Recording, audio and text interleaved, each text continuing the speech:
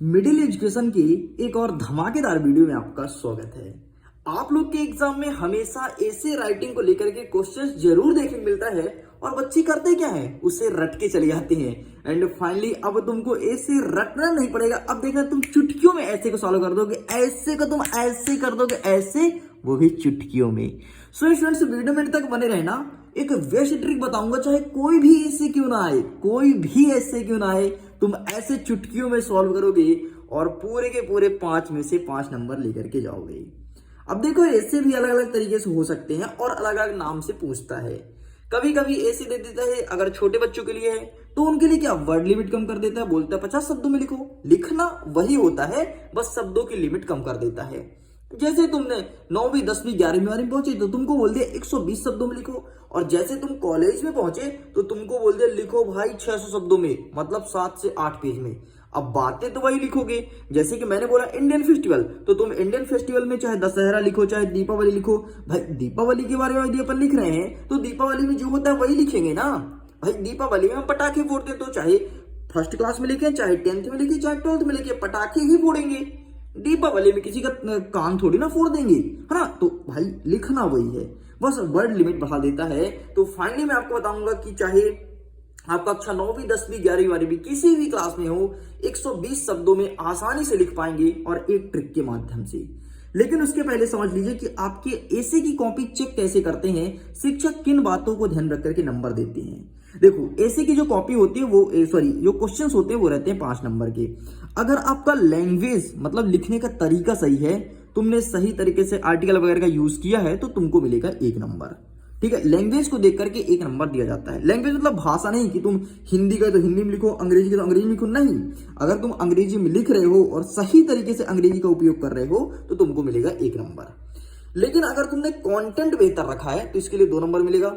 अब sir content बेहतर कैसे रखेंगे, क्या रखें कि हमारे एग्जाम में अच्छा नंबर दे दे एग्जामिनर? अरे टेंशन क्यों ले रहे हो, इसी बात के लिए तो तुम इस वीडियो को देख रहे हो। बस तुम्हें एंड तक देखना पड़ेगा और लास्ट में एक कॉन्सेप्ट ही बताऊंगा कि भाई साहब ऐसे लिख करके कैसे अच्छा नंबर लेकर के आओ। एंड फाइनली वो जो लास्ट का कंटेंट रहेगा वो मेरा सबसे बेहतरीन तरीका है। मैं हमेशा से उसी तरीके का यूज करते आ रहा हूं और सब जगह मैंने टॉप किया। एंड फाइनली पिछले 4 साल से लगातार बच्चों को भी वही तरीका बता के टॉप करवा रहा हूं।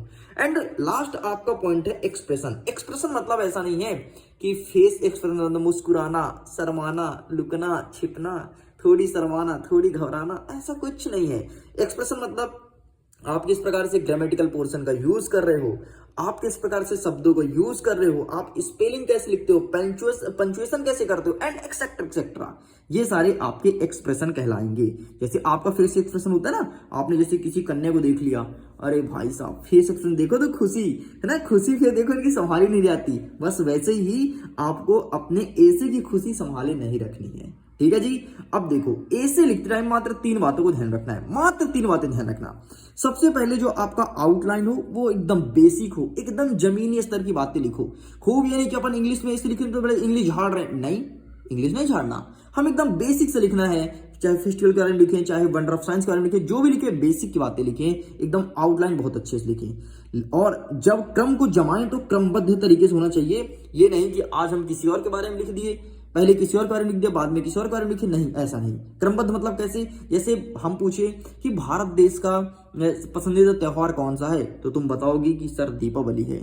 फिर मैं ऐसे पूछूंगा कि दीपावली क्यों मनाया जाता है, फिर पूछूंगा दीपावली कब आता है, फिर मैं पूछूंगा दीपावली किस धर्म का त्योहार है, दीपावली कैसे मनाते हैं। ये सारे क्वेश्चंस करूंगा और वो भी क्रमबद्ध तरीके से। जैसे पहले मैं बोला कि भारत देश का प्रमुख त्योहार कौन सा है, तुम बोलोगे दीपावली है। फिर मैं बोलूंगा दीपावली त्योहार को किस धर्म के लोग मनाते हैं, तो तुम बताओगे सर हिंदू धर्म के लोग मनाते हैं। फिर मैं बोलूंगा दीपावली के दिन किस भगवान की पूजा की जाती है, तुम बोलोगे लक्ष्मी गणेश की पूजा की जाती है, एंड एक्सेट्रा एक्सेट्रा एक्सेट्रा। इसे आपको क्रम से ही अरेंज करना है। ये नहीं कि तुम बोले कि दीपावली का त्योहार क्यों मनाते हैं, ये फिर बोल दिए दीपावली का भारत देश का प्रमुख त्योहार कौन सा है, नहीं। क्रम आपको नहीं तोड़ना है। पहले आपको बढ़िया बेसिक सा, अरे जैसे क्वेश्चन आंसर करते ना हो यार, जैसे तुम किसी बच्चे को उठा ले, जरा तेरा नाम क्या है, ये नहीं पूछो तेरा नाम क्या है, फिर तेरे पापा का नाम क्या है, तेरी मम्मी का नाम क्या है, ऐसा थोड़ी ना। तेरी मम्मी का नाम क्या है, फिर बोलोगे तू किस स्कूल में पढ़ता है, फिर बोलोगे तेरे पापा का नाम क्या है, फिर बोलोगे तेरा नाम क्या है। ये क्रम तरीका सही नहीं है, ऐसे किसी से कभी क्वेश्चंस नहीं करते हैं। बस जैसे तुम्हारे मन में क्वेश्चंस आते जाते हैं वैसे ही आपको यहाँ पर लिखते आना है। इसे कहते हैं लॉजिकल, ठीक है, इसे कहते हैं अरेंजमेंट। एंड थर्ड पॉइंट है use of simple and clear language. एकदम साधारण शब्दों का प्रयोग करो, सरल सरल इंग्लिश का प्रयोग करना है। अब देखो एक चीज और होता है, इस कोड को याद रखना, CODER, कोडर, ये याद रखना। कोडर का मतलब होता है C मतलब कलेक्ट योर आइडिया, मतलब पहले अपने आइडिया को कलेक्ट करो। O मतलब होता है ऑरिजिन योर आइडिया, मतलब अब जो तुम्हारे पास आइडियाज आए उसको क्रमबद्ध तरीके से करो। D मतलब होता है मेक योर फर्स्ट ड्रॉप, मतलब अब उसे तुम ड्रॉप में सेव करके रखो। थर्ड नंबर होता है एडिट द फर्स्ट ड्रॉप, अब उसे एडिट करो, जो उसमें फालतू बातें उसे निकालो। एंड फोर्थ नंबर कहता है रिवाइज योर ड्राफ्ट, और अब उसका रिवीजन करो। फाइनली तुम्हारा एसी रेडी हो गया। अब मुझे पता है अब तुम बोर होने लगे हो, बोलोगे अरे सर अब मजा नहीं आ रहा यार, बहुत बोरिंग लग रहा है। अब सीधे मुझे बता दो लिखते कैसे हैं। देखो बेटा, ये काम आपको करना भी नहीं है, क्योंकि अगर तुम क्लासरूम में बैठे हो तब ये काम करना है। पहले दोस्त से डिस्कशन करो, फिर डिस्कशन करने के बाद उसे क्रमबद्ध तरीके से जमाओ, फिर उसे सेव करके रखो, मतलब लिख लो। लिखने के बाद कोई गलतियां तो उसे सुधारो और फिर उसे रिवीजन करो। फाइनली तुम्हारा एसे रेडी हो चुका होगा। लेकिन हमारे पास इतना समय नहीं है क्योंकि हमारा एग्जाम कल ही है। एंड अब देखो कि ऐसे को कैसे हम कलेक्ट करेंगे, किस प्रकार से क्वेश्चंस आएंगे।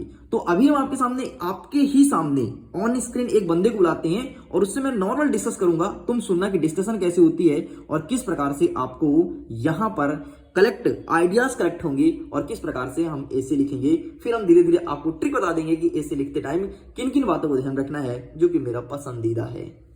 फाइनली हमारे पास हमारे साथी आ चुके हैं। अब हम उनसे एक त्योहार के बारे में डिस्कस करेंगे। ठीक है, त्योहार कौन सा मुझे नहीं पता, हम आपको बताएंगे कि आइडियाज कलेक्ट कैसे करें। जैसे हम पूछते हैं कि एक बात बताओ, त्योहार का महत्व क्या है यार? त्योहार का महत्व हमारे जीवन में बहुत अत्यधिक है और यह हमारी दिनचर्या में ऊर्जावान करते हैं। अब बताओ, हमें आइडियाज मिल गया कि त्योहार हमारे जीवन में अत्यधिक महत्वपूर्ण होते हैं और हमें ऊर्जावान बनाते हैं। मतलब जब भी कोई त्योहार मनाते हैं तो हमारे शरीर से अंदर एक ताकत निकलती है, जुनून निकलता है कि यार त्योहार मनाना है। अच्छा ठीक है, फिर आगे बढ़ेंगे। एक बात बताओ यार, लाइटों का त्योहार कौन सा होता है? त्योहार तो खूब सारे हैं, लेकिन लाइटों का त्योहार कौन सा है जिसमें लाइट जलाते हो और कुछ कुछ करते हो? कौन सा त्योहार है? लाइटों का त्योहार हमारा दीपावली का त्योहार है, जिसमें हम लाइटिंग करते हैं अपने घरों में और साथ ही पटाखा फोड़ते हैं। अब बताओ, हमें आइडियाज मिल गया कि लाइटों का त्योहार दीपावली है। बस आपको ऐसे ही क्रम से जमाना है। चलो एक दो और क्वेश्चन हो जाता है। अब उसका हम इनसे पूछते हैं, एक बात बताओ, जो दीपावली है लाइटों का त्योहार, दीपावली आखिरकार मनाते कब हैं? दीपावली हम तब मनाते हैं जब भगवान राम 14 वर्ष वनवास करके अयोध्या लौटते हैं, तभी हम दीपावली का त्योहार मनाते हैं। Very good. दीपावली का त्योहार जब राम रिटर्न आते हैं तो मनाते हैं, लगभग अक्टूबर नवंबर में मनाते हैं, है ना। चलो एक और क्वेश्चन लेते हैं कि लोग दीपावली में क्या क्या करते हैं।